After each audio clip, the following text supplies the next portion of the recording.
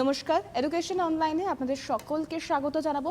তবে আজকের education online শুরু করব, তবে শুরু করার আগে একবার আমি শুভেচ্ছা জানাবো যত পরীক্ষার্থী রয়েছে, অর্থাৎ আজকে মাধ্যমিকের ফল প্রকাশ 10টা নাগাদ ফল প্রকাশ হবে এবং অন্যদিকে সিবিএসসি বোর্ডেরও 10ম শ্রেণীর ফল প্রকাশ। তাই সকল পরীক্ষার্থীদের আমার তরফ থেকে শুভেচ্ছা জানিয়ে আমি তিথি আজকের এডুকেশন অনলাইন শুরু করছি। এবং সে জায়গায় দাঁড়িয়ে আজকে মূলত যে বিষয় নিয়ে আলোচনা করব, ক্লাস 12-এর অ্যাকাউন্টেন্সি নিয়ে আমরা পড়াশুনো করব, অর্থাৎ দ্বাদশ শ্রেণীর অ্যাকাউন্টেন্সি। এবং অবশ্যই আমরা পড়াশুনোর দিকে যাব, তবে তার আগে পরিচয় সেরে নেব। আমার সঙ্গে যিনি আছেন আজকে, আমার সঙ্গে রয়েছেন সহশিক্ষক the Park Institute Shyambazar Narottam Das. Sir, আপনাকে অনেক অনেক স্বাগত জানাবো সিটিভিএনে। এবং সকল দর্শককে স্বাগত। আর আমার ছাত্রছাত্রী যারা আছো তাদের সবাইকে আমার শুভকামনা। যারা এবার মাধ্যমিক পরীক্ষা দিয়েছো, আশা করব খুব ভালো রেজাল্ট করবে। আমি আজকে কমার্সের বিষয় নিয়ে এসেছি। আমি শ্যামবাজার স্কুলের পার্ক ইনস্টিটিউশনের এক শিক্ষক। পরিচয়টা পেয়ে গেছো। সবাই ভালো থাকবে আর মন দিয়ে পড়াশোনা করবে, ভবিষ্যৎ তোমাদের হাতে। একেবারেই তাই আমরা একটু একটু করে পড়াশোনার দিকে এগোবো। অ্যাডমিশন অফ পার্টনার, অর্থাৎ অংশীদারি গ্রহণ বা অংশীদার নিযুক্ততে আমরা আজকে থাকবো, এই বিষয়টা নিয়ে আমরা আলোচনা করব। তবে প্রোগ্রাম শুরুর আগে দুটো কথা বলি। গোটা স্ক্রিনে দেখো রেড স্ট্রিপে সরাসরি কথা বলবার জন্য ফোন নাম্বার থাকছে, তোমরা সেখানে ফোন করতে পারো। তবে হ্যাঁ, ফোন হতে হবে অবশ্যই বিষয় ভিত্তিক, অর্থাৎ এই যে অ্যাডমিশন অফ পার্টনার, এটা নিয়ে আমরা আজকে আলোচনা করব। এই বিষয়ে আলোচনার পর যদি তোমাদের কোনো প্রশ্ন থাকে তোমরা অবশ্যই প্রশ্ন করতে পারো। এবং 2 নম্বর বিষয় হলো, যারা ফোন করবে যে বন্ধুরা, তোমরা অবশ্যই তোমাদের টেলিভিশন সেটের ভলিউমটা মিউট করে ফোনে আমাদের সঙ্গে কথা বলবে। এরপর আমরা একটু একটু করে পড়াশোনার দিকে এগোবো। অ্যাডমিশন অফ পার্টনার এই বিষয়ে, এই অধ্যায়ের এই পার্টিকুলার বিষয়ে আমরা বেশ কয়েকটি প্রশ্নের তালিকা করে এনেছি এবং যেগুলো সলভ করলে তোমরা তোমাদের সলিউশন পেয়ে যাবে, সেরকম কটা প্রশ্ন। স্যার অবশ্যই প্রত্যেকটা প্রশ্ন নিয়ে বিস্তারিত আলোচনা করবেন। তবে প্রথম প্রশ্নটা এই বিষয়ে যেটা রয়েছে, অংশীদারি গ্রহণ বা অংশীদার নিযুক্ত, অর্থাৎ অ্যাডমিশন অফ পার্টনার বলতে কি বোঝো? তোমরা স্ক্রিনে দেখতে পাচ্ছ 1 নম্বর প্রশ্নটা নিয়ে আমরা প্রথমে আলোচনা করব, অর্থাৎ কি এই অ্যাডমিশন অফ পার্টনার। স্যার, আলোচনায় ঢুকবো। হ্যাঁ, আচ্ছা শোনো, তোমাদের এই যে প্রথম প্রশ্নটা আছে, এই প্রশ্নের উত্তর দেওয়ার আগে একটুখানি আমি বলে রাখি, তোমরা এর আগে প্রথম দিকে যখন তোমরা পার্টনারশিপ মানে তোমরা 12-এর সিলেবাসটা দেখেছো, আমাদের আগে যে স্যার উনি পড়িয়ে গেছেন যে 12-এর সিলেবাসটা কীভাবে সেট করা আছে সেটা বলে দিয়েছেন। তার মধ্যে দেখবে পার্টনারশিপে 2টো পার্ট আছে। একটা হচ্ছে ইন্ট্রোডাকশন অফ পার্টনারশিপ, আর 2 নম্বর আছে রিকনস্ট্রাকশন অফ পার্টনারশিপ। আগের স্যার উনি ইন্ট্রোডাকশন অফ পার্টনারশিপটা করে গেছেন। এরপরে চ্যাপ্টারটা হচ্ছে রিকনস্ট্রাকশন অফ পার্টনারশিপ। এই রিকনস্ট্রাকশন অফ পার্টনারশিপের মধ্যে 3টে চ্যাপ্টার আছে। 3টে চ্যাপ্টারে 1 নাম্বার হচ্ছে অ্যাডমিশন অফ পার্টনার, 2 নাম্বার হচ্ছে রিটায়ারমেন্ট অফ পার্টনার, 3 নাম্বার হচ্ছে ডেথ অফ পার্টনার। এই 3টে তোমাদের সিলেবাসে আছে। এইবার এই 3টে তোমাদের সিলেবাসে আমি ইংলিশে বললাম, কিন্তু প্রথম যে চ্যাপ্টারটার নাম হচ্ছে অ্যাডমিশন অফ পার্টনার। এইবার এই অ্যাডমিশন অফ পার্টনার এটাকে আমরা বাংলায় করলে কী পাবো? এর বাংলাটা হচ্ছে অংশীদার গ্রহণ। অ্যাডমিশন মানে কি আমরা জানি, আমরা স্কুলে অ্যাডমিশন নিই, মানে স্কুলে ভর্তি হই। অর্থাৎ কোনো অংশীদারি কারবারে কেউ নতুন একজন অংশীদার হিসাবে অর্থাৎ মালিক হিসাবে যখন আসছে, তাকে বলা হচ্ছে অংশীদার গ্রহণ। অর্থাৎ কোনো একটি অংশীদারি কারবার আছে, সেই কারবারে 2জন বা 3জন আগে অংশীদার ছিল বা মালিক ছিল। এবার নতুন কেউ একজন সে অংশীদার হিসেবে আসতে চাইছে বা ব্যবসার মালিক হতে চাইছে, তখন কি করে পুরনো অংশীদাররা তারা নিজেরা সম্মত হবে যে ঠিক আছে, ওকে নেওয়া যেতে পারে, তাকে কিছু শর্ত দেওয়া হবে। অর্থাৎ ব্যাপারটা কি দাঁড়ালো অ্যাডমিশন অফ পার্টনার, যে কোনো অংশীদারি কারবারে সকল অংশীদারদের সম্মতিক্রমে নতুন কোনো ব্যক্তিকে অংশীদার হিসাবে গ্রহণ বা নিযুক্ত করা হলে তখন তাকে বলা হয় অংশীদারি কারবারের নতুন অংশীদার নিযুক্তি বা অংশীদার গ্রহণ, বা এর একটা বাংলা বলা হচ্ছে অংশীদার নিযুক্তি, ইংলিশে বলা হচ্ছে অ্যাডমিশন অফ পার্টনার। এইবার এই অ্যাডমিশন অফ পার্টনার এটা হলো থিওরিটিক্যাল বিষয়, অর্থাৎ আমি কোনো অংশীদার নেব। তাহলে অংশীদার নিলে আমরা তো অ্যাকাউন্টেন্সি পড়ছি, তাহলে অ্যাকাউন্টেন্সিতে আমাদের জানতে হবে কি আমাদের এই অংশীদারের হিসাব টিসাব কীভাবে করতে হবে। যে একজন অংশীদার এলো, আমরা বাস্তবে দেখলাম একজনকে আমি মালিক হিসাবে নিলাম, কিন্তু আমাদের অ্যাকাউন্টেন্সির কাজ কি, আমাকে হিসাব করতে হবে, তাই তো? তাহলে এটা কি বুঝতে পারছো যে অংশীদার নিযুক্তি বা অংশীদার গ্রহণ বলতে কি বোঝায়? আশা করি বুঝতে পারছো, তাই তো? একদমই তাই। আচ্ছা, এবং সেক্ষেত্রে তারিখে তাহলে আমি পরবর্তী প্রশ্নটার দিকে এবার যাব, আপনি তাই তো? তাহলে এটা যদি বোঝা যায় তাহলে আপনি নেক্সট পরবর্তী প্রশ্নে যাব। কোন অংশীদারি কারবারে নতুন অংশীদার, কোন অংশীদারি কারবারে নতুন অংশীদার গ্রহণ বা নিযুক্তির সময় কোন কোন বিষয়গুলির দিকে বিবেচনা করতে হবে? সেক্ষেত্রে সেক্ষেত্রে আমরা পরবর্তী প্রশ্নের দিকে যাব, এবং তবে স্যার যেহেতু বোঝাচ্ছেন, তোমাদের যদি কোনো সমস্যা থাকে তোমরা অবশ্যই ফোন করতে পারো, সরাসরি কথা বলার জন্য ফোন নাম্বার রয়েছে, তাহলে স্যারেরও বুঝতে সুবিধা হবে যে তোমরা কতটা বুঝতে পারলে বা স্যার কতটা বোঝাতে পারলেন, তোমাদের কতটা কাজে লাগছে। সে জায়গায় দাঁড়িয়ে কোনো অংশীদারি কারবারে নতুন অংশীদার গ্রহণ বা নিযুক্তির সময় ঠিক কোন কোন বিষয়গুলি নজরে রাখতে হবে, বিবেচনা করতে হবে, সেই প্রশ্নের উত্তরই স্যার দেবেন ডিটেলে। স্যার, আচ্ছা, প্রশ্নটা শুনে নিয়েছো, তাহলে এবার তোমরা নিজেরা ভাবো কোনো একটি কারবারে পুরনো মালিকটা রয়েছে, এবার নতুন একজন এলো, তাহলে আমরা তাকে কী কী শর্ত দেব? এটাই হচ্ছে আমাদের 2 নম্বর কোশ্চেন, যে কোনো অংশীদারি কারবারে নতুন অংশীদার গ্রহণ বা নিযুক্তির সময় কোন কোন বিষয়গুলি বিবেচনা করতে হবে, মানে কী কী ভেবে তাকে আমরা অংশীদার নেব। তাহলে দেখো, প্রথমে যদি আমি আমার কথাটা যদি শোনো তো পরিষ্কার হয়ে যাবে যে অংশীদার যখন আসছে তখন তাদের মধ্যে একটা লাভ লোকসানের বন্টনের অনুপাত থাকবে, মানে ভাগ করতে হবে লাভ লোকসানের। তাহলে প্রথম কাজ হচ্ছে নতুন অংশীদারের লভ্যাংশের হার, তাকে কত অংশ লভ্যাংশ দেবো পরবর্তী ব্যবসা থেকে।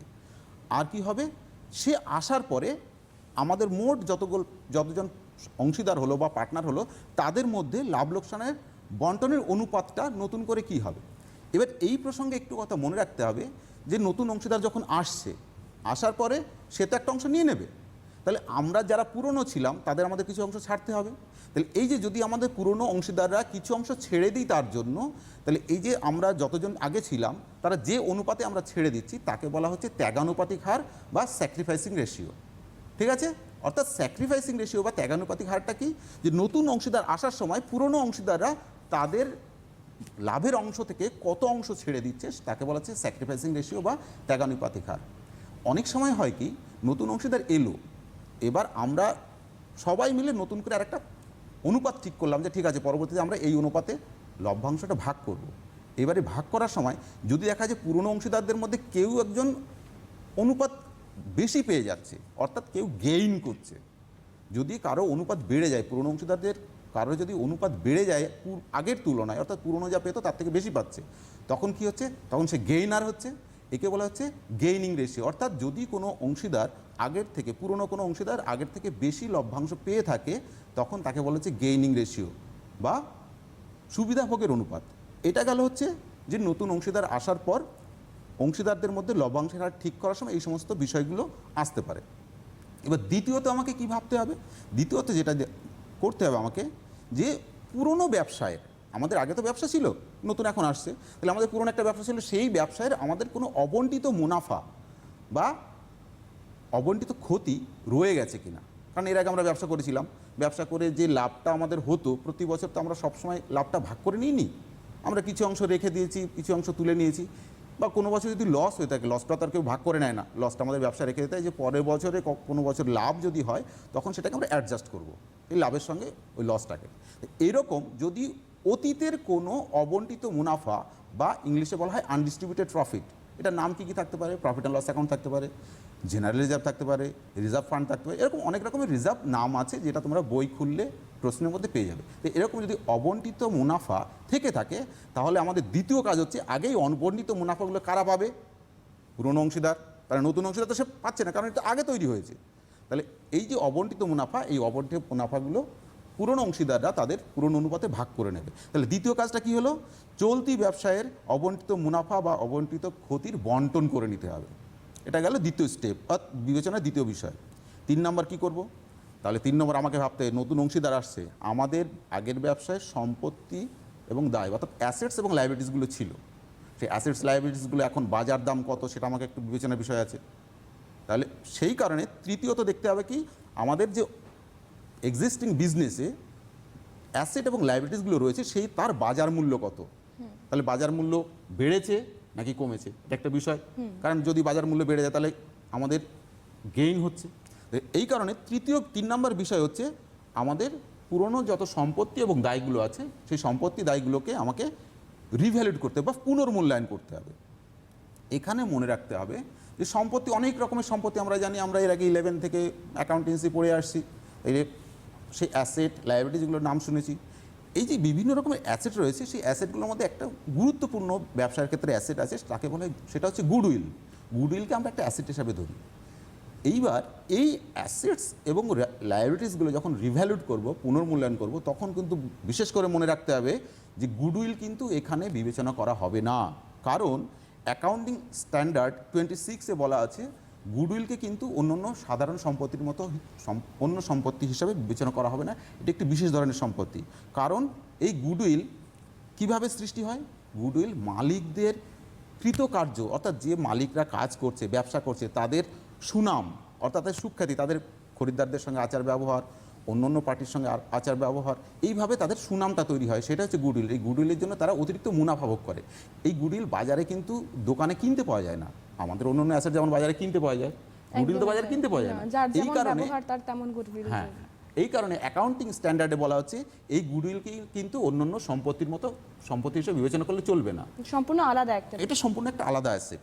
এবং এখানে বলা আছে এই গুডউইলকে যদি নতুন ব্যবসা কেনার সময়, যদিও পার্টনারশিপের ক্ষেত্রে সেরকম সিচুয়েশন আসে না, নতুন ব্যবসা কেনার সময় অনেক সময় বেশি দাম দিয়ে যদি আমাকে ব্যবসার কিনতে হয়, তখন অতিরিক্ত যে দামটা দেওয়া হলো, অর্থাৎ ব্যবসায়ের যে সম্পত্তি আছে তার থেকে যদি বেশি আমাকে দাম দিতে হয়, আচ্ছা, এই অতিরিক্ত দামকে গুডউইল বলে। একে বলে অ্যাকোয়ার্ড গুডউইল।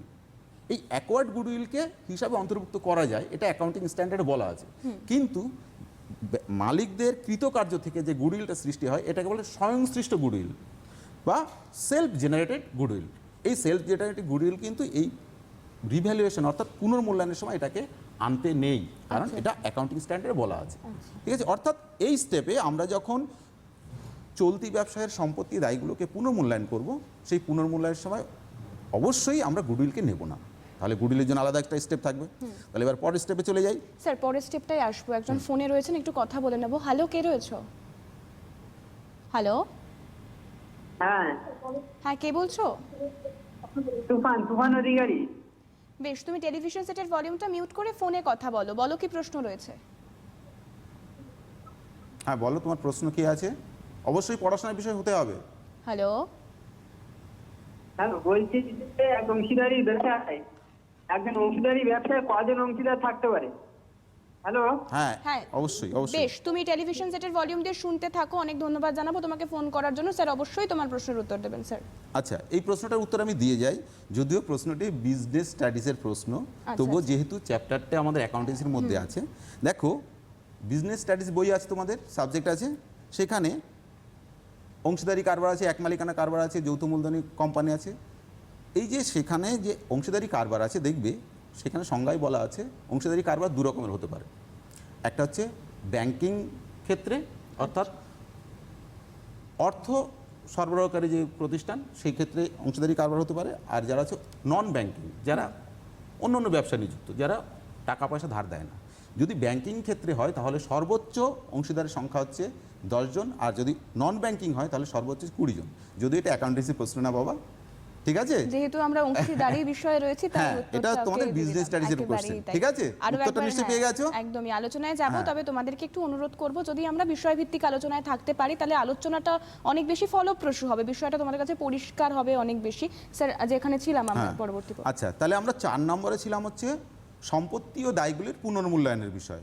এবং সম্পত্তি দায়গুলির পুনর্মূল্যায়নের সময় দেখা যাচ্ছে, এখানে একটু ছোট্ট করে বলে যাই, যদি সম্পত্তি দায়ের পুনর্মূল্যে লাভ হয়ে যায় তাহলে লাভটাকে পুরনো অংশীদারদের মধ্যে বন্টন করতে হবে, আর যদি লস হয় সেটাও পুরনো অংশীদারদের মধ্যে বন্টন করতে, সেটা আমি যখন অঙ্কর সিস্টেমটা শেখাবো তখন বলে দেবো। আচ্ছা, এবার 5 নম্বরে আমাকে আসতে হবে। তাহলে আমার কি হলো? লাভ লোকসানের বন্টন অনুপাত আমরা ঠিক করলাম, চলতি ব্যবসায়ের পুরনো অবন্টিত মুনাফা সেটাকে ভাগ করে নিলাম, সম্পত্তি এবং দায়গুলিকে পুনর্মূল্যায়ন করে নিলাম। এবার আমাকে দেখতে হবে যে নতুন অংশীদার আসছে, সে কত টাকা মূলধন আনবে, অর্থাৎ ক্যাপিটাল কত টাকা আনবে। আর কি ক্যাপিটাল ছাড়াও তাকে অনেক সময় এক্সট্রা টাকা দিতে হতো। ব্যবসায় যে চলছে, পুরনো ব্যবসায়ীরা তার একটা সুনাম নিয়ে ব্যবসা চলছে, তার জন্যই তো নতুন পার্টনার আসতে চাইছে। এরকম যদি পরিস্থিতি হয় যে নতুন পার্টনার যখন আসছে, তখন তাকে ক্যাপিটাল ছাড়াও এক্সট্রা টাকা দিতে হতে পারে, তাকে বলা হয় গুডউইল প্রিমিয়াম বা সুনামের জন্য নগদ অর্থ। অর্থাৎ সুনাম বাবদ নগদ অর্থ আনতে পারে, আর ক্যাপিটাল বাবদ নগদ অর্থ আনতে পারে। এখানে আমি অঙ্ক করার সময় বিষয়গুলো আরও ভালো করে পরিষ্কার করে বুঝে দেবো।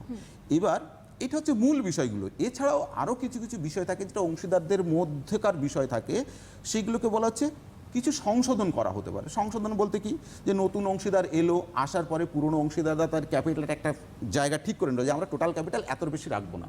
হয়তো আগে 5 লাখ টাকা ক্যাপিটাল ছিল, নতুন অংশীদার আরও 1 লাখ টাকা ক্যাপিটাল আনলো। এবার নতুন অংশীদার বললো না, এত বেশি ক্যাপিটাল রাখা দরকার না, আমরা 5 লাখ টাকাই ক্যাপিটাল রাখবো, তাহলে বাদ বাকি যে 1 লাখ টাকা এক্সট্রা হয়ে গেল, ওটা হয়তো তারা তাদের মধ্যে থেকে কার কত এক্সট্রা রয়েছে সেই টাকাটা তুলে নিতে পারে। বা অনেক সময় দেখা যাচ্ছে নতুন যে প্রফিট শেয়ারিং রেশিওটা হচ্ছে, অর্থাৎ লাভ লোকসান বন্টনের অনুপাতটা হচ্ছে, সেই অনুপাতে তারা ক্যাপিটালটাকে রাখতে চাইছে যে আমাদের আগে ক্যাপিটাল যা ছিল ঠিক আছে ওইভাবে না রেখে আমাদের প্রফিট শেয়ারিং রেশিও যা আছে ঠিক সেই অনুপাতে আমাদের কত ক্যাপিটাল রাখা উচিত সেটা রাখি। তখন কি হচ্ছে দেখা যাচ্ছে সেই অনুপাত করার সময় যে সেই অনুপাতে ক্যাপিটাল রাখার সময় কারো এক্সেস ক্যাপিটাল হলো তাহলে সে তুলে নেবে, কারো শর্টেজ হলো ঘাটতি পড়ে গেল সে টাকাটা এনে দেবে, এরকম হতে পারে। এই জন্য বলা হচ্ছে এরপরে গিয়ে দেখতে হবে কি কিছু সংশোধনমূলক কাজকর্ম সেগুলো আমাকে করতে হবে। এই 6টি স্টেপে আমাদের বিবেচনা করতে হবে। বেশ, তাহলে এরপর আমরা পরবর্তী প্রশ্নে যাব। তোমরা এইটুকু আশা করি এর মধ্যে বুঝে গিয়েছো যে অংশীদারি গ্রহণ বা এই অংশীদারি গ্রহণ করতে গেলে বা নিযুক্তির সময় ঠিক কোন কোন বিষয়গুলোর উপর নজর রাখতে হবে, বিবেচনা করতে হবে। 6টি ধাপ স্যার খুব ভালোভাবে ডিটেলে বোঝালেন এবং সে জায়গায় দাঁড়িয়ে আমরা 3 নম্বর প্রশ্নে যাব। অংশীদার গ্রহণ বা অংশীদার নিযুক্তির হিসাব নিকাশকরণের পদ্ধতিগুলি কি কি? 3 নম্বর প্রশ্ন দেখো লেখা আছে অংশীদার গ্রহণ বা অংশীদার নিযুক্তির হিসাব নিকাশকরণের পদ্ধতিগুলি কি কি। আমরা এতক্ষণ পড়ছিলাম যে ঠিক কোন কোন বিষয়গুলোর উপর মাথায় রেখে বিবেচনা করতে হবে এবং এক্ষেত্রে হচ্ছে হিসাব নিকাশকরণ, সেই পদ্ধতিগুলো বিস্তারিত জানবো স্যার। এবারে ঠিক আছে, এবারে আমরা এলাম অ্যাকাউন্টেন্সির মূল জায়গায়। এতক্ষণ আমরা হিসাব নিকাশ, এতক্ষণ আমরা বেসিক পার্টটা জানছি। হ্যাঁ, বেসিক পার্টটার মধ্যে ছিলাম যে কি করতে হবে সেটা কি বিষয়। আচ্ছা আসছি, এখন আমরা দেখো ক্লাস 11 থেকে অ্যাকাউন্টেন্সি শিখে এসেছো। অ্যাকাউন্টেন্সিতে প্রথম তোমরা যারা কমার্সে পড়ছো একদম স্কুলে ঢুকে প্রথমেই তোমরা অ্যাকাউন্টেন্সির কোন বিষয়টি শিখেছো মনে করো তো? জার্নাল, তাই তো? তারপর লেজার। এখানেও ঠিক তাই। আমার কোনো অংশীদার যখন আসছে ব্যবসায়, সেই ব্যবসায় নতুন অংশীদার আসার সময় যখন অংশীদারি কারবার তাদের হিসাবটা প্রথম জার্নাল করতে পারে।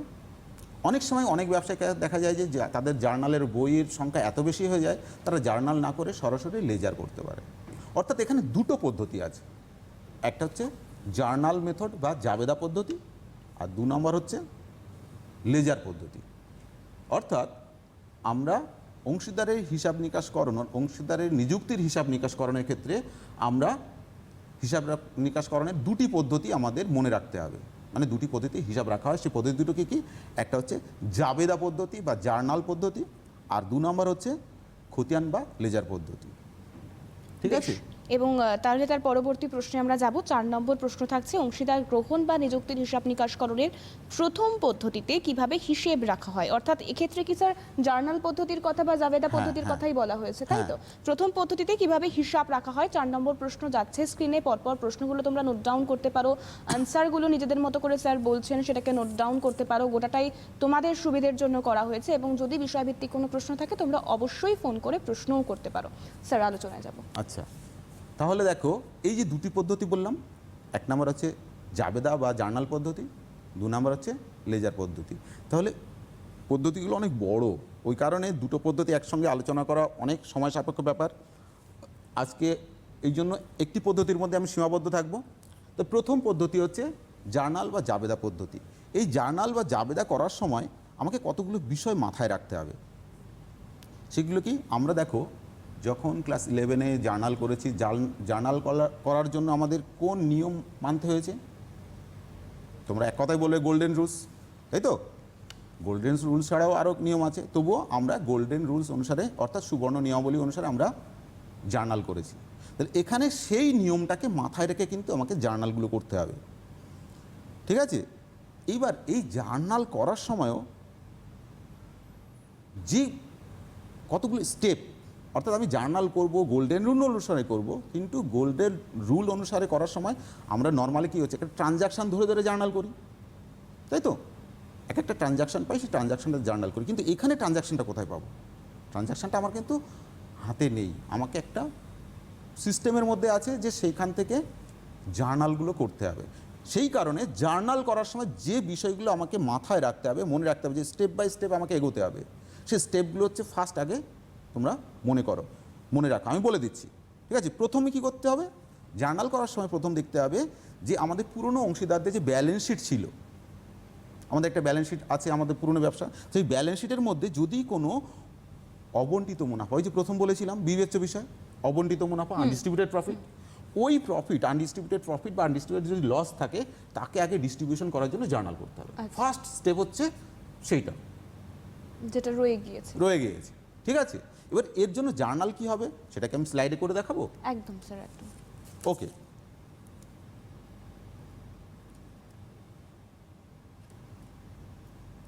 আচ্ছা আমরা কি এই স্লাইডটা স্টুডেন্টদেরকে স্ক্রিনে দেখাবো, তাই তো? বেশ, সে স্লাইডটা একটু ফুল স্ক্রিন করুন।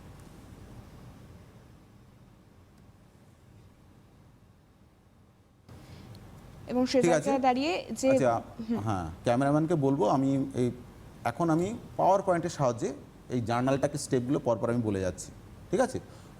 প্রথম আমরা কি করব, জার্নালে একটা ছক করব, ঠিক আছে। দেখো, জার্নাল করতে হলে ক্যামেরাম্যানকে বলবো আমার একদম ফুল স্ক্রিন করতে, পুরোটাই আমাকে লাগবে। বেশ, পুরোটা আসেনি। হ্যাঁ স্যার, আমরা ধাপে ধাপে এগোই, চলে আসবো। আচ্ছা, প্রথম আমাদের যে কোনো অ্যাকাউন্টেন্সি যে কোনো কিছু হিসাব করতে হলে আমাকে হেডিংটা লিখতে হয়। In the books of A partnership firm, partnership ফার্মে যে পার্টনাররা আছে তাদের নাম লিখবো, ঠিক আছে। তারপর লিখবো কি আমি যেটা করছি অর্থাৎ জার্নালটা লিখবো। এবার জার্নালে ছকটা করব, জার্নালের ছকটা স্টুডেন্টরা এটা দেখতে পেলে খুব ভালো হতো। হ্যাঁ, একদম প্রথম থেকে যে ফুল স্ক্রিনটা দেখা আনা যাচ্ছে কি আমাদের সে জায়গায় দাঁড়িয়ে ফুল স্ক্রিনে আমরা দেখার চেষ্টা করছি আর কি। তো আমরা স্যার আচ্ছা। পরবর্তী ধাপে যাব। হ্যাঁ, আমি আচ্ছা হ্যাঁ, এবার আমি চলে এসো। হ্যাঁ, এবার দেখো তোমার স্ক্রিনে জার্নালে ছকটা দেখতে পাচ্ছ, কিন্তু আচ্ছা, উপরে যেটা লেখা আছে আমি বলে দিচ্ছি, in the books of a partnership firm of বলে নিচে জার্নাল লিখে তারপর ছকটা করা হচ্ছে। কিন্তু এটা ঠিকঠাক আসেনি দেখছি, যাই হোক। আচ্ছা স্যার, এরপর আমরা একটু একটু আচ্ছা, করে এগোই। প্রথম জার্নালটা আমাদের কি হচ্ছে, প্রথম ছিল আমাকে ব্যবসায়ের যে ব্যালেন্স শিট রয়েছে, ব্যালেন্স শিটের লায়াবিলিটিস দিকে যদি কোনো আনডিস্ট্রিবিউটেড প্রফিট বা কোনো রিজার্ভ থাকে তার জন্য জার্নাল, ঠিক আছে। প্রথম আমি কি করব, বা লায়াবিলিটিস দিকে যদি প্রফিট অ্যান্ড লস অ্যাকাউন্ট থাকে তাহলে profit and loss account debit হবে, ঠিক আছে। টাকাটা আমি ডেবিটের ঘরে বসিয়ে দেবো। এরপর জেনারেল রিজার্ভ থাকে, জেনারেল রিজার্ভ অ্যাকাউন্ট ডেবিট, টাকাটা বসিয়ে দেবো। যদি অন্য কোনো রিজার্ভ বা ফান্ড থাকে সেটাও ডেবিট হচ্ছে, স্যার তার টাকাটাও বসিয়ে দেবো। এবার ক্রেডিটটা কী হবে, ক্রেডিট হচ্ছে ওল্ড পার্টনার্স ক্যাপিটাল অ্যাকাউন্ট, পুরনো পার্টনাররা যারা আছে তাদের ক্যাপিটাল অ্যাকাউন্ট এখানে ক্রেডিট হবে। এবার এখানে মনে রাখতে হবে যে পার্টনার আছে, যাতে পুরনো পার্টনার যদি 3 জন থাকে 3 জনের নাম কিন্তু এখানে লিখতে হবে। কি বলেছি বুঝতে পেরেছি? ওল্ড পার্টনার ক্যাপিটাল অ্যাকাউন্ট যেখানে আছে এখানে পার্টনারদের নাম লিখতে হবে প্রত্যেকের, দিয়ে তার টাকাগুলো ক্রেডিট দিকে বসাতে হবে। এখানে আমি ন্যারেশনটা কি দিব, ন্যারেশনটা দেবো being undistributed profit, general reserve বা রিজার্ভ ফান্ড বা আদার fund distributed among the old partners in their old ratio. এখানে ওল্ড রেশিওটা লিখতে হবে, বুঝা গেল?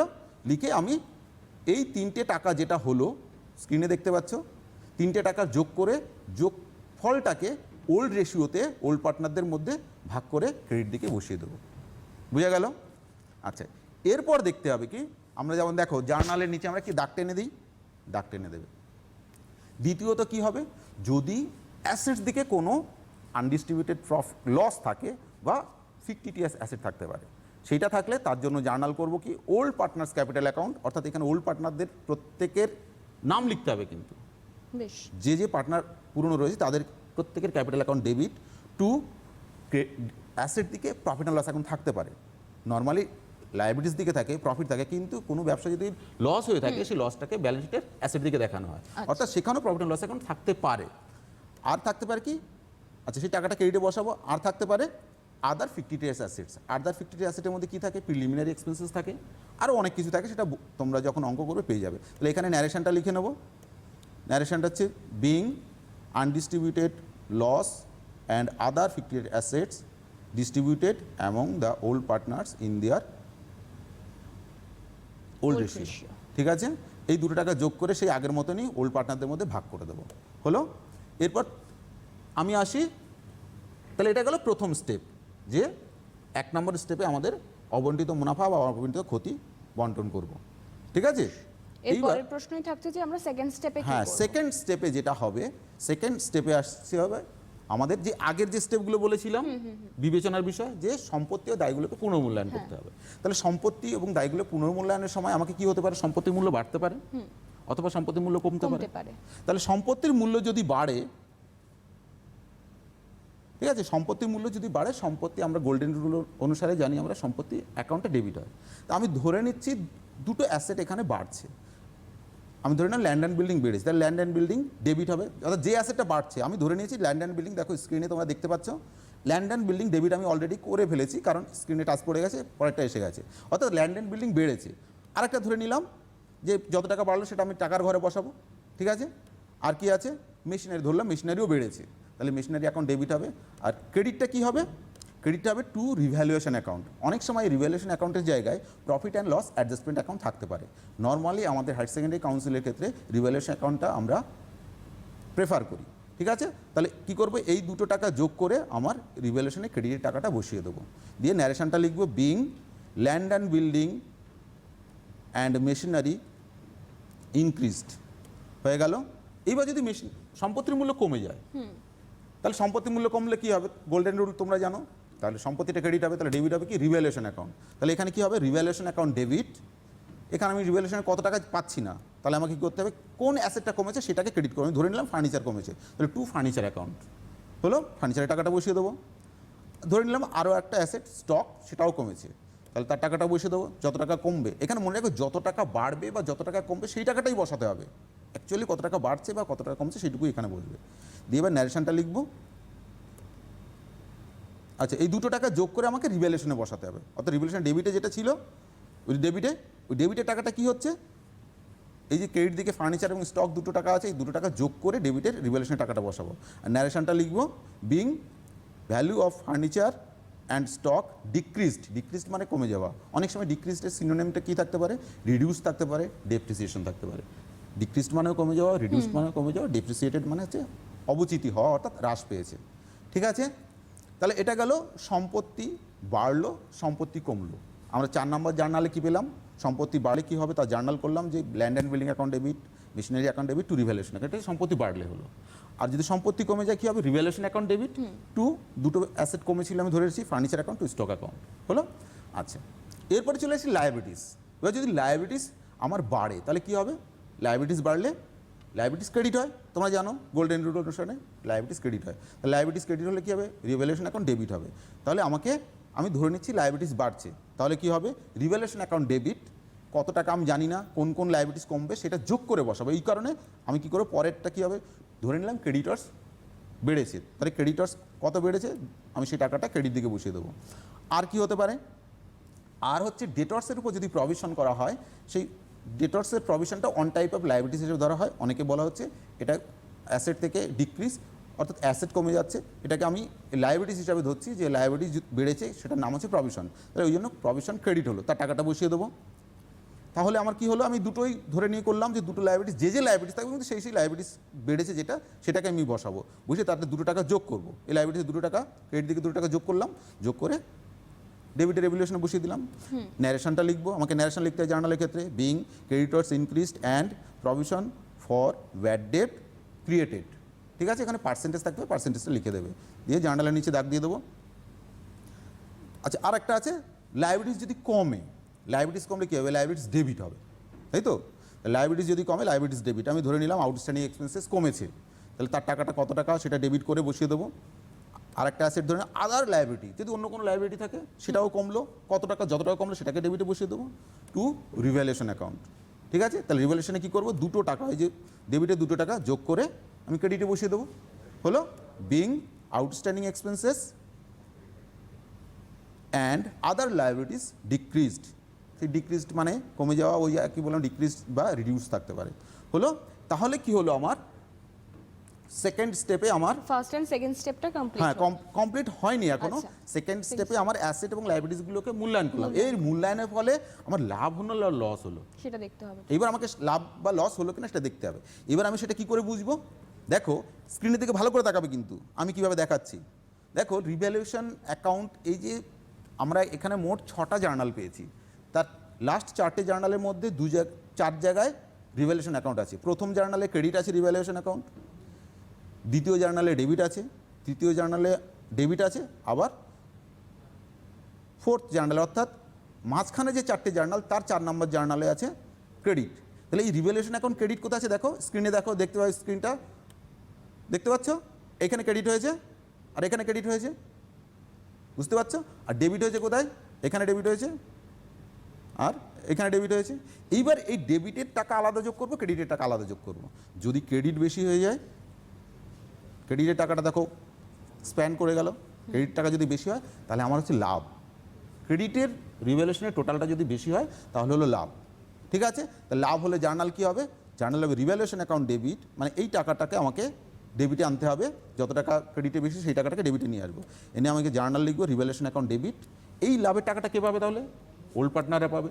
তাহলে ওই কারণে ক্রেডিট হবে কি, ওল্ড পার্টনার্স ক্যাপিটাল অ্যাকাউন্ট। আচ্ছা, ওল্ড পার্টনার্স ক্যাপিটাল অ্যাকাউন্ট, এখানে ন্যারেশনটা লিখবো, ওই টাকাটাই এখানে ওল্ড পার্টনারদের ভাগ করে দেবো, দিয়ে ন্যারেশনটা লিখবো কি, being profit on revaluation distributed among old partners in their old ratio. বুঝা গেল? অর্থাৎ রিভ্যালুয়েশনে ক্রেডিট দিকের টাকার যোগফল যদি বেশি হয় ডেবিটের তুলনায় তাহলে তখন হচ্ছে লাভ। মনে থাকবে, রিভ্যালুয়েশনে ক্রেডিট দিকের টাকার যোগফল ডেবিটের তুলনায় যদি বেশি হয় তখন হচ্ছে লাভ। তো সেই লাভের জন্য জার্নাল হচ্ছে revaluation account debit to old partners capital account. অবশ্যই কিন্তু ওল্ড পার্টনারদের প্রত্যেকের নাম আলাদা আলাদা করে লিখে তাদের টাকাটা কিন্তু ওই রিভ্যালুয়েশন টোটাল টাকাটাকে ওই রেশিওতে ওল্ড রেশিওতে ভাগ করতে হবে। এটা হলো। এইবার হলো স্যার লাভ তো পেলাম, এবার লসটা কী করে বুঝবো? তাহলে আমি যদি লাভ না হয় তাহলে আমি কি করব, আমি লাভের টাকাটা ভুলে গেলাম, আমি এবার লস যদি হয় তাহলে কি করব? তাহলে আবার সেই একই নিয়ম, কি করব, ডেবিটগুলোকে যোগ করব, আবার ক্রেডিটগুলোকে যোগ করব। এইবার যদি ডেবিটের টাকাটা যদি বেশি হয়ে যায়, দেখো ডেবিটটা এক্সপ্যান্ড করলো, তাহলে ডেবিট যদি বেশি হয় তাহলে আমার হচ্ছে লস, ঠিক আছে? ডেবিট যদি বেশি হয় তাহলে লস, অর্থাৎ রিভ্যালুয়েশনের ডেবিটের টোটালটা যদি বেশি হয়ে যায় তাহলে হচ্ছে লস। লস হলে আমার জার্নাল কী হবে, তাহলে লস হলে কি, ডেবিট বেশি তার মানে ক্রেডিট থেকে আমার টাকাটা আসবে, তাহলে জার্নাল হবে old partners capital account debit two revaluation account, ঠিক আছে? তাহলে কি করব, এই যে রিভ্যালুয়েশনে ক্রেডিট টাকাটাকে ওল্ড পার্টনারদের মধ্যে সেই ওল্ড রেশিওতে ভাগ করব, যেমন প্রফিটের ক্ষেত্রে বললাম।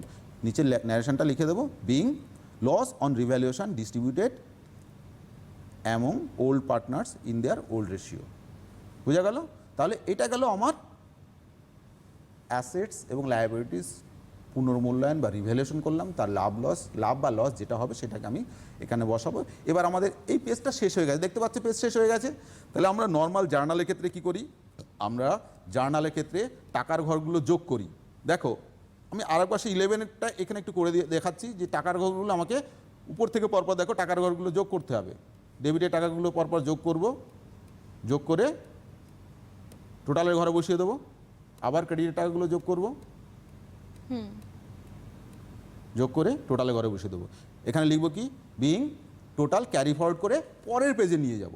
আচ্ছা, এই পেজটা কিন্তু এখনো চলছে, তাহলে আমি পরের পেজে চলে যাব, ঠিক আছে? তাহলে আমার স্টেপটা কত নম্বর স্টেপ হলো, সেকেন্ড স্টেপ হলো। এবার থার্ড স্টেপে আমাকে কি করতে হবে, থার্ড স্টেপে আমাদের কারবারের সুনাম অর্থাৎ গুডউইল, ওই যে আগে বলেছিলাম যে সুনামগুলোকে আমাকে মূল্যায়ন করতে হবে। ওই যে বিবেচনার বিষয়গুলো যখন বলছিলাম যে কোন কোন বিষয় বিবেচনা করতে হবে, 1 নাম্বার বলেছিলাম বন্টন সংক্রান্ত লভ্যাংশ বন্টন, দ্বিতীয় লাভ লোকসান বন্টন, চলতি ব্যবসা সম্পত্তি দায় পুনর্মূল্যায়ন হয়ে গেল। এবার আমি কি করব, সুনামের মূল্যায়ন। তাহলে সুনামের মূল্যায়নের ক্ষেত্রে কি হতে পারে, আচ্ছা ওই আলোচনার সময় বলছে সুনাম বাবদ নতুন অংশীদার যদি টাকা আনতে পারে টাকা, তাহলে আগে সেটা দেখি। নতুন অংশীদার যদি, আচ্ছা প্রথম আগের পেজে টোটালটা আনবো, স্ক্রিনে দেখতে পাচ্ছ টোটালটা এনে এবার আমি জার্নালে চলে যাব। জার্নালে প্রথম হচ্ছে নতুন অংশীদার গুডউইল প্রিমিয়াম বাবদ নগদ টাকা আনলে, দেখো এটা আমি লিখে দিয়েছি, এগুলো ভাইটাল বিষয় বলে এটাকে আমি লিখে দিয়েছি, ঠিক আছে? দেখতে পাচ্ছ তার জন্য কি হচ্ছে, cash or bank account debit.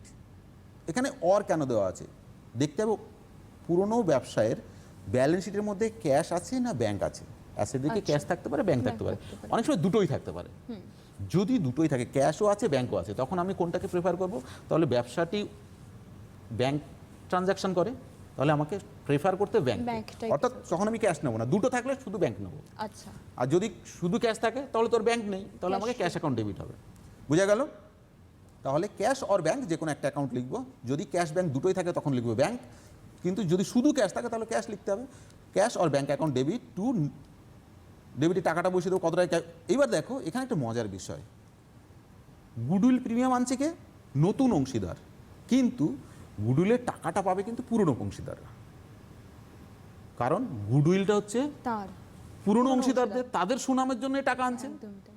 তাহলে এখানে ওই জন্য ওই টাকাটা আসছে ব্যবসায়, কিন্তু তার ভাগিদার হচ্ছে পুরনো অংশ। পুরনো অংশীদাররা। ওই জন্য to old partners capital account হবে। এইবার এখানে একটা মজার বিষয় আছে যে এই গুডউইলের টাকাটা তারা কোন অনুপাতে নেবে। আগে বলছিলাম যে কোনো অংশীদার আসার সময় পুরনো অংশীদাররা ছেড়ে দিচ্ছে বলেই তো সে লাভ পাচ্ছে, তো যেটা ছাড়ছে তাকে বলা হচ্ছে স্যাক্রিফাইসিং রেশিও। এই কারণে এই যে গুডউইলের টাকাটা ওল্ড পার্টনারদের মধ্যে ভাগ করব, কিন্তু কোন রেশিওতে যাবে দেখো, ন্যারেশনটা লিখে দিয়েছি, being goodwill premium brought by new partner and the same distributed among the old partners in their sacrificing ratio. ঠিক আছে, স্যাক্রিফাইসিং রেশিওতে ভাগ করতে হবে। এখানে তোমাদের ওই স্যাক্রিফাইসিং রেশিওটা বার করে নিতে হবে, যেটা আগের পার্টনারশিপ চ্যাপ্টারে আগে আছে। ঠিক আছে, এবার সেই টাকাটা আমি ক্রেডিট দিকে বসিয়ে দিয়ে ওল্ড পার্টনারদের ভাগ করে দেবো। তাহলে গুডউইল প্রিমিয়াম আনলো, সেই টাকাটা ওল্ড পার্টনার তাদের মধ্যে স্যাক্রিফাইসিং রেশিওতে ভাগ করে দিল। এটা হলো।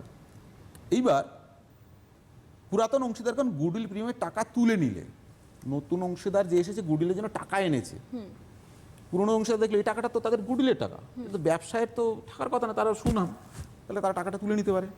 তো এরকম যদি তারা ভাবে যে ও গুডউইল বাবদ এনেছে নতুন পার্টনার, আমরা টাকাটা যার যার পাওনা সেটা তুলে নিই, তাহলে সেখানে হচ্ছে কি পুরাতন অংশীদারগণ গুডউইল প্রিমিয়ামের টাকা যদি তুলে নেয়, তাহলে আমাকে জার্নালটা কী হবে, তাহলে টাকাটা চলে আসে, তাহলে old partners capital account debit two cash or bank, যেখানে এনেছিল ক্যাশে আনলে ক্যাশ থেকে তুলে নেবে, ব্যাংকে আনলে ব্যাংক থেকে তুলে নেবে। Being amount of goodwill premium withdrawn by old partners, ওই যে ওল্ড পার্টনার যে স্যাক্রিফাইসিং সাথে ভাগ করে নিয়েছিল সেই টাকাটাই এবার তারা তুলে নিচ্ছে। এবার সেই টাকাগুলো আমরা ডেবিটে যার যার পার্টনার্সের জায়গায় বসিয়ে দেবো, আর ক্রেডিটে ব্যাংক বা ক্যাশ সেখানে বসিয়ে দেবো। এটা হলো যদি গুডউইলের টাকাটা তুলে নেয়। আচ্ছা, এরপর কি করব,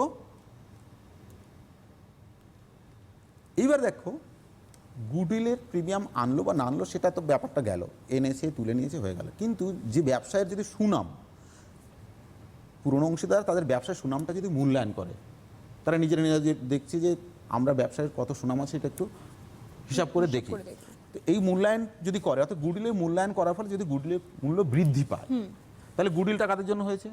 পুরনো অংশীদারদের। তাহলে তার জন্য জার্নাল হবে হচ্ছে গুডউইল অ্যাকাউন্ট ডেবিট টু,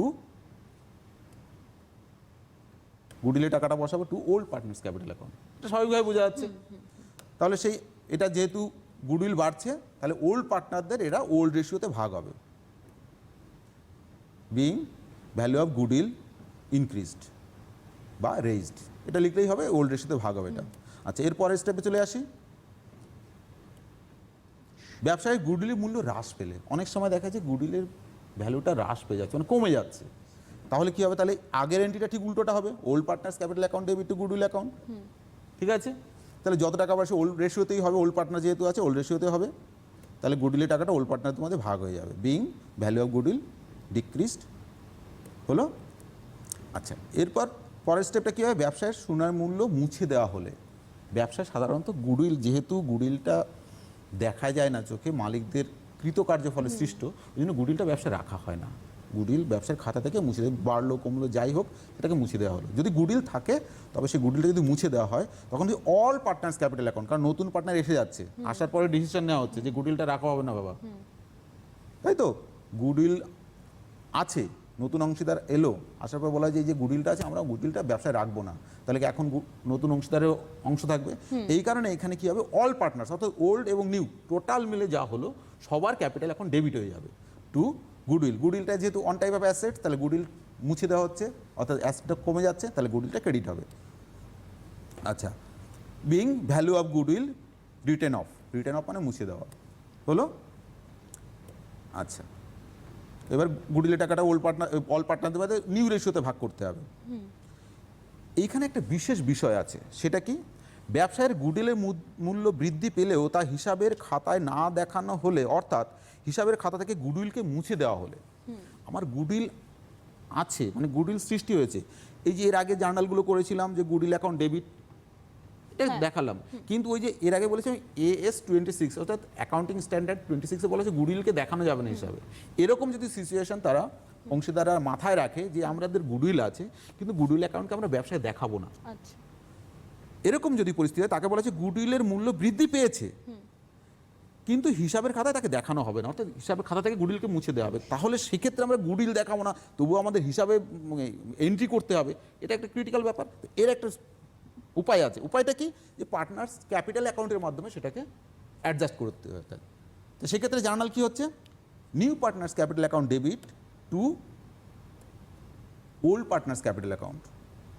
এখানে কি হচ্ছে, being value of goodwill increased but effect of new partners share adjusted against old partners capital account in their sacrificing ratio। কারণ গুডউইলটা তাদের কৃতকার্য থেকে সৃষ্ট, তাহলে স্যাক্রিফাইস যেটা করছে সেই অনুপাতে তারা এই ভাগটা পাবে। ওই জন্য বলেছি গুডউইল যেটা নতুন পার্টনারের অংশটুকুই শুধু, যে গুডউইল আমার তো বাড়ানোর দরকার নেই, আমরা ওল্ড পার্টনার ছিলাম, গুডউইল আমাদের ব্যবসায় আছে, ওটা আমাদের খাতায় দেখানো দরকার নেই। নতুন পার্টনারের যতটুকু অংশ হচ্ছে সেই অংশটাকেই আমরা নিজেদের মধ্যে অ্যাডজাস্ট করব। ওই কারণে বলা হচ্ছে being value of goodwill increased but effect of new partner share adjusted against old partners capital account in their sacrificing ratio. বেশ হলো স্যার, তাহলে, আমরা কি এখনো থার্ড স্টেপেই রয়েছি, তাই তো? হ্যাঁ বেশ, আমাদের হাতে সময় যেহেতু একদমই কম আছে, তাই হ্যাঁ। থার্ড স্টেপটা আমরা চট করে তাহলে কমপ্লিট। আচ্ছা আচ্ছা প্রায় আমরা 2 মিনিট মতো সময় পাবো। আচ্ছা, তাহলে আমাদের জার্নালের সেকেন্ড পেজ হয়ে গেল। এবার আমাদের ফোর্থ স্টেপে কি আছে, আমরা চলে আসি ফোর্থ স্টেপে। বেশ, ফোর্থ স্টেপে নতুন অংশীদার ক্যাপিটাল বাবদ নগদ টাকা আনছে, তো তার জন্য কি আছে, টাকা আনলে ক্যাশ বা bank account debit to old partners capital new partners capital account. ঠিক আছে, being capital brought by new partner, টাকাটা আমি বসিয়ে দেবো, যত টাকা আনবে এটা নর্মাল, তোমরা জানো এর আগে 11-এ শিখেছো। নতুন অংশীদার ক্যাপিটাল বাবদ কোনো সম্পত্তি আনলে তাহলে কী হবে, সানরি অ্যাসেট, যা যা অ্যাসেট আসছে সে প্রত্যেকটা অ্যাসেট ডেবিট হবে two new partners capital account, বসিয়ে দেবো অ্যাসেটগুলো যোগ করে টোটালটা করে বসিয়ে দেবো। এখানে ওই যে পরের স্টেপে চলে আসি, যে পুরনো অংশীদাররা যদি তাদের ক্যাপিটালকে অ্যাডজাস্ট করে তাহলে কি হচ্ছে, এক্সেস ক্যাপিটাল অংশীদাররা তুলে নিতে পারলে, যদি তুলে নেয়, যদি কোনো এক্সেস থাকে, তখন বলেছিলাম তারা তুলে নিলে old partners capital account debit two cash or bank account. আবার যদি উল্টোটা হয়, যেটা বলছিলাম যে শর্টেজ হলে কি হচ্ছে, তাহলে পুরাতন অংশীদাররা শর্টেজ অফ ক্যাপিটালের জন্য টাকা আনলে তাহলে সেখানে কী হবে, ক্যাশ আর ব্যাঙ্ক অ্যাকাউন্ট, টাকা আনছে সেই একই জার্নাল, ওই ক্যাশ আর bank account debit to old partner, যে আনবে তার অ্যাকাউন্ট ক্রেডিট। ঠিক আছে, তাহলে এই গেল আমার জার্নালের স্টেপ। তাহলে আমাকে জার্নালগুলো আমাকে যোগ করে আমাকে টোটাল করে বসিয়ে দেবো, আমাদের এটা জার্নাল হয়ে গেল। ঠিক আছে, তাহলে এই হচ্ছে আমাদের জার্নাল। এরপরে আমাদের আরেকটা স্টেপ আছে, সময় আছে কি বলে? হ্যাঁ, শুরু করি আমরা যতটা পারবো আর কি। আচ্ছা, এটা আমাদের জার্নালের স্টেপগুলো শেষ। এরপরে আছে জার্নাল ছাড়া আমাদের অঙ্কের ক্ষেত্রে যেটা সেটা হয়, আমাদের ব্যবসায়ের যে পজিশন, সেই পজিশনটা হচ্ছে কিসের মাধ্যমে দেখানো হয়, অ্যাসেটস এবং লায়াবিলিটিস। সেই অ্যাসেটস এবং লায়াবিলিটিসগুলোকে আমাকে দেখিয়ে একটা ব্যালেন্স শিট তৈরি করতে হয়। অর্থাৎ নতুন অংশীদার আসার পরে আমাদের ব্যবসায়ের পজিশনটা কী হলো, কত অ্যাসেট হলো আর কত লায়াবিলিটিস হলো। ঠিক আছে, তার জন্য আমাকে কী করতে, একটা ব্যালেন্স শিট করতে হয়। ব্যালেন্স শিট লিখে অ্যাজ অন লিখবো, ডেটটা লিখবো, ব্যালেন্স শিটে ছক করবো, অ্যাসেট লায়াবিলিটিস অ্যামাউন্ট রুপিস সব লিখে নেবো। বেশ, জানো তোমরা এটা। এবার লায়াবিলিটিস দিকে কি আসছে, লায়াবিলিটিস দিকে প্রথম আসবে কি, ক্যাপিটাল লিখে আমি ধরে নিলাম 3 জন পার্টনার, এখানে একটু নাম না হলে বুঝতে একটু অসুবিধা হচ্ছে। এক্স ওয়াই জেড, জেড হচ্ছে নতুন পার্টনার ধরে নিলাম, তাহলে এক্স এর ক্যাপিটাল, এখানে দেখো ব্র্যাকেটে লেখা আছে সি ওয়ার্কিং, দেখো নিচে ছকের নিচে দেখতে পাচ্ছ ওয়ার্কিং 1, এখানে আমাকে দেখো ক্যাপিটাল অফ পার্টনার, প্রথম এক্স এর ক্যাপিটালটা কী করে বার করব, জার্নালের যেগুলো আছে দেখো ওপেনিং ব্যালেন্স আমাদের ব্যালেন্স শিটে আছে, সেই ওপেনিং ব্যালেন্সের সঙ্গে, অর্থাৎ ব্যালেন্স শিটে যেখানে ক্যাপিটাল আছে সেটা হচ্ছে ওপেনিং ব্যালেন্স, সেটার সঙ্গে যোগ করব ক্যাপিটাল ক্রেডিটেড ইন জার্নাল। ওই যে জার্নালগুলো করলাম এর আগে, ওই জার্নালে যেখানে যেখানে ক্রেডিট আছে, যে পার্টনারের ক্যাপিটাল ক্রেডিট আছে সেইগুলোকে যোগ করব, আর কি করবো, মাইনাস যদি কখনো যদি ক্যাপিটাল ডেবিট হয়ে যায়, জার্নালের মধ্যে যদি কখনো ক্যাপিটাল ডেবিট হয় সেইগুলোকে মাইনাস করব, মাইনাস করে যে টাকাটা হবে সেটা হচ্ছে এক্সের টাকাটা, এই টাকাটাকে ওখানে বসিয়ে দেবো। হলো, ঠিক ওয়াইয়ের একই রকম করব, ওয়াইয়ের ক্যাপিটাল সি ওয়ার্কিং, সেই একই রকমভাবে ওপেনিং ক্যাপিটাল প্লাস ক্রেডিট যেখানে ক্যাপিটাল হয়েছে সেটা যোগ করব, মাইনাস করব, যেখানে ডেবিট হয়েছে যোগ করে বসিয়ে দেবো ওয়াইয়ের জায়গায়। আর জেড কি নতুন পার্টনার, তাহলে জেডের ক্ষেত্রে কি হবে, Z capital brought by him or her, সে কত টাকা ক্যাপিটাল এনেছে সেই টাকাটাই সেখানে বসিয়ে দেবো, ওই টাকাটা জেডের জায়গায় বসিয়ে দেবো। এটা হয়ে গেল ক্যাপিটাল। এছাড়া ব্যালেন্স শিটে অন্য যে অ্যাসেট, অন্য লাইবিলিটি, সেটা লাইবিলিটিস দিকে আসছে, তাহলে ক্যাপিটালে 3টে যোগ করে আমি আউটার কলামে নেব। আমার লাইবিলিটিস দিকে কী কী থাকতে পারে, সান্ডি ক্রেডিটর্স থাকতে পারে, সেটা বাড়তেও পারে কমতে পারে। সান্ডি ক্রেডিটর্স যদি আমাকে এটা প্রশ্ন থেকে ঠিক করতে হবে, যদি বাড়ে অর্থাৎ ইনক্রিজ করলে অ্যাড, আর লেস হবে ডিক্রিজ করলে, ডিক্রিজ মানে কমে যাওয়া, কমে গেলে লেস করবো, আমার বাদ দেবো। অর্থাৎ সান্ডি ক্রেডিটর্সের নিচে যত টাকা বাড়বে বা কমলে সেটা নিচে বসিয়ে দিয়ে উপরটার থেকে নিচেরটা বাদ দিয়ে আউটার কলামে নেব। ঠিক একই রকমভাবে বিলস পেবেলেরও সেটা করবো, বিলস পেবেল যেটা আছে তার সঙ্গে অ্যাড ইনক্রিজ লেস ডিক্রিজ করে দিয়ে আমি আউটার কলামে নিয়ে নেবো। আদার আউটস্ট্যান্ডিং এক্সপেন্সের একটা লাইবিলিটিস, এটা যদি থাকে সেক্ষেত্রে একই রকম করবো, বাড়লে অ্যাড কমলে লেস, বোঝা যাচ্ছে? তাহলে অ্যাড যা হবে সেটা কিন্তু বই দেখে ঠিক করতে হবে, তুমি কিন্তু আন্দাজে আমি করে দিলাম এটা নয়, বেশ, ঠিক আছে? সময়- এবার অ্যাসেট দিকে জাস্ট এক মিনিট, অ্যাসেট দিকে গুডউইলটা বসিয়ে দেবো, ল্যান্ড অ্যান্ড বিল্ডিংয়ে সে একই রকম অ্যাডলেস করে পরপর বসিয়ে যাব। প্রত্যেকটা অ্যাসেটের একই নিয়ম, বাড়লে অ্যাড কমলে লেস।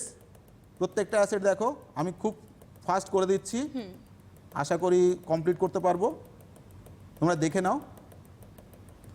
একই সিস্টেম প্রত্যেকটা। এবার ক্যাপিটাল ক্যাশের ক্ষেত্রে কি হচ্ছে, ক্যাশ অ্যাড ব্যাংক যা থাকবে তার সঙ্গে অ্যাড গুডউইল প্রিমিয়াম যেটা এনেছে সেটা যোগ হবে, add capital brought by Z new partner এসেছে সে কত টাকা ক্যাপিটাল সেটা যোগ হবে, লেস ক্যাপিটাল যদি তুলে নেয় সেটা যে টাকাটা তুলে নেবে সেটা যোগ করব, যোগ করে আমরা ব্যালেন্স শিটে দুদিক মিলে যাবে। ওকে, বেশ, একেবারেই আশা করি তোমরা সকলেই গোটা বিষয়টা বুঝতে পেরেছো, এবং হাতে যেহেতু একেবারেই সময় কম এবং বিষয়টা প্রচণ্ড বৃহৎ আকারের বিষয় আর কি, অনেকটা সময় নিয়ে বোঝাপড়া করলে হয়তো আরো বেশি সহজ হতো তোমাদের কাছে গোটা বিষয়টা। যাই হোক, স্যারকে অনেক ধন্যবাদ জানাবো আমাদের সঙ্গে থাকার জন্য, অনেক ধন্যবাদ স্যার। ধন্যবাদ। তোমাদেরকে ধন্যবাদ জানাবো আমাদের সঙ্গে থাকার জন্য। নজর থাকুক এডুকেশন অনলাইনে। এখন এ পর্যন্তই, নমস্কার।